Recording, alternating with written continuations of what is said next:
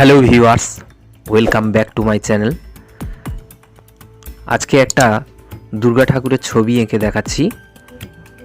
আঁকাটা স্কিপ না করে তোমরা পুরো দেখবে।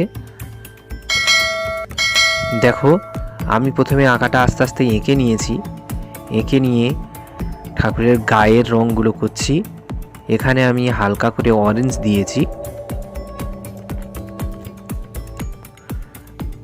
আমি মুখের রংটা সবার শেষে করব। শাড়িটায় রেড দিয়েছি। কোথায় ডিপ লাইট শেড দিতে হয় সেটা তোমাদের আগের ভিডিওতে বলেছি।